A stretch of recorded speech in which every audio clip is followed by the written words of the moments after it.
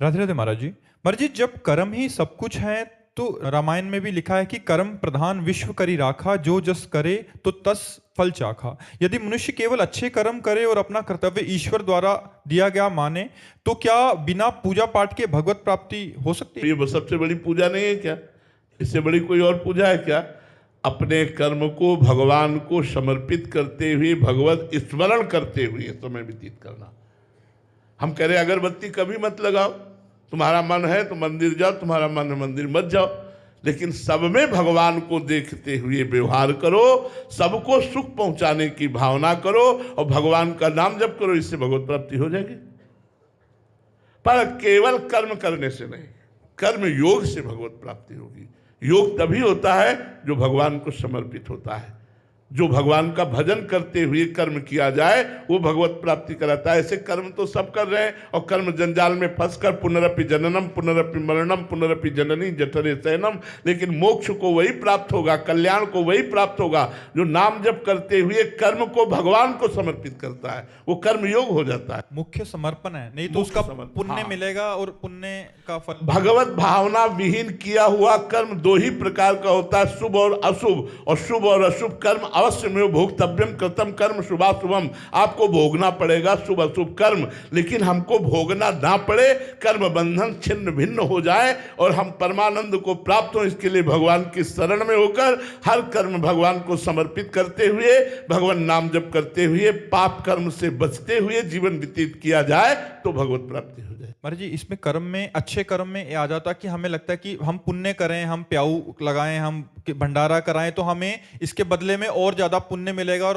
अच्छे लोगों की प्राप्ति होगी, बस इतना भाव रहता है। बट ये जो मुक्ति वाला है, लेकिन रुपया कमाना, रुपया जेब में रखना, लेकिन ठगों से बचा पाना।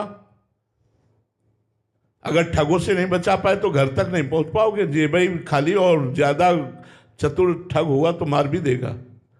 ये काम क्रोध लोभ मोह मद मत्सर, ये बहुत बड़े ठग हैं, तुम्हारे पुण्यों को एक सेकंड में चुरा लेंगे यदि नाम जप नहीं है तो।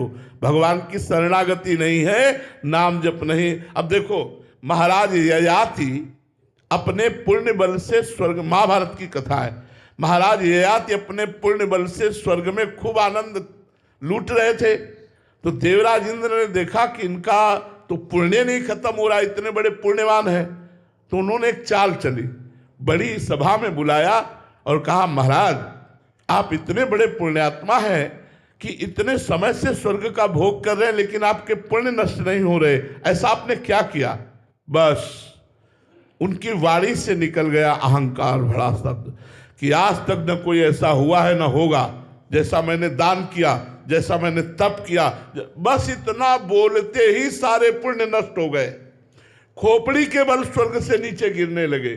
तब देवराज इंद्र से प्रार्थना की कि मैं समझ नहीं पाया, मेरे से गलती हो गई, गिर तो रहा हूं लेकिन गिरूं वहां जहां संत जन हो।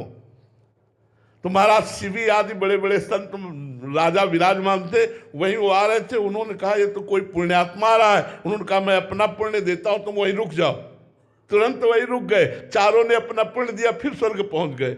स्वर्ग के पुण्य को एक शब्द ने नष्ट कर दिया कि ना कोई ऐसा हुआ ना कोई ऐसा होगा जैसा मैंने दान और तपस्या की। ये सारे पुण्य दो शब्द में नष्ट हो जाते हैं।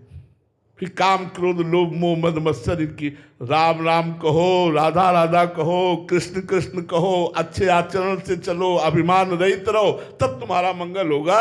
ये एक सेकंड के तुम्हारे अपराध से नष्ट हो जाने वाले पुण्य हैं। और कहीं भक्त निंदा हो गई तो